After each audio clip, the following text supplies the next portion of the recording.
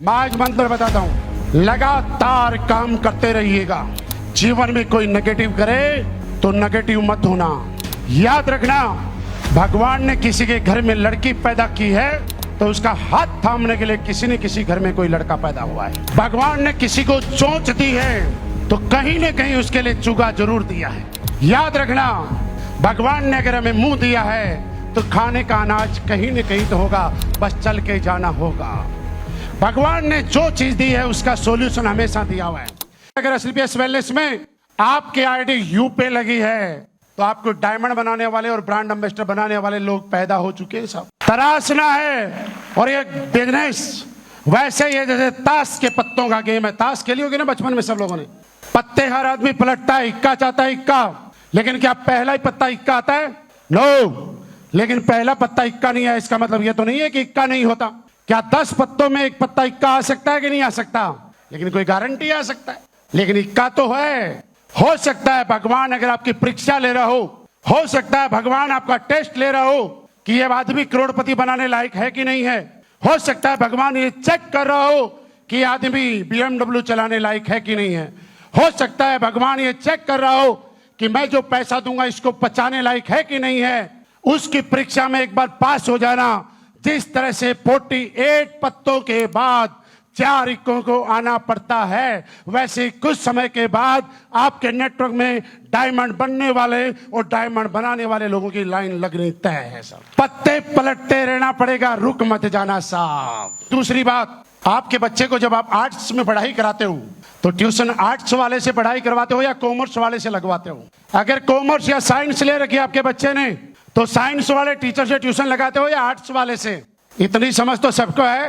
कभी किसी ने सोचा ऐसा कि मेरा बच्चा साइंस में और आर्ट्स वाले से ट्यूशन पढ़वा लेता हूं? ऐसी गलती करी किसी ने? मेरे दोस्त, फिर हम लोग गलती क्यों करते हैं? आपको कोई भी सलाह दे जाता है, कोई भी चलता फिरता आपके में ये बोलता था तेरे बस की बात नहीं है। अरे किसी को कैसे पता मेरे बस की बात नहीं है? मेरे बस की बात है या नहीं है सिर्फ मैं जानता हूं, इस दुनिया में मेरे अलावा कोई नहीं जानता। कैसे पता किसी तीसरे आदमी को मेरे बस की बात है कि नहीं है?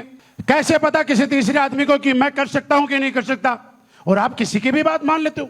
जिसकी बात मानते हो नेगेटिव करने आता है, उससे पूछना एक बात, तूने जीवन में ऐसा कोई काम किया कि मैं तेरी सलाह मानूं? और हम लोग ऐसे ऐसे लोगों की सलाह मान लेते हैं जिनके पैदा किए हुए बच्चों ने उनकी बात आज तक नहीं मानी। अरे हम ऐसे ऐसे लोगों की सलाह मान लेते हैं जिनके 7 फेरे लेके आई हुई बीबी ने उसकी बात नहीं मानी क्योंकि वो बात मानने लायक ही नहीं है। बच्चों ने उसको बात मानने लायक नहीं समझा, बीबी ने उसको बात मानने लायक नहीं समझा, और हरे घरे आदमी ने बोला तू डायमंड नहीं बन सकता। हाँ यार तू सही कह रहा। किसी ने आके बोला, शुरू वाले ही बनते हैं।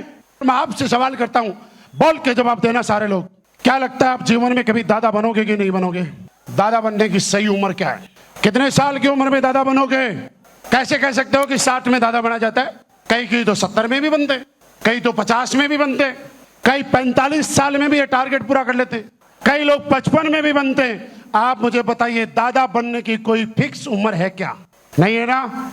लेकिन यह फिक्स है कि नहीं है कि जो आदमी इस धरती पे आया है वो अगर सामाजिक नियमों के अनुसार चलेगा और एक एक प्रोसेस को फॉलो करेगा, बच्चों की शादियां करता रहेगा, तो आने वाले टाइम में दादा बनेगा कि नहीं बनेगा?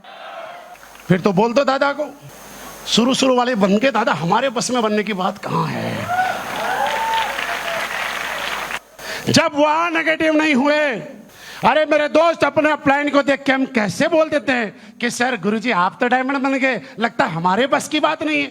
एक दिन में कोई दादा नहीं बनता, लेकिन एक न एक दिन तो दादा।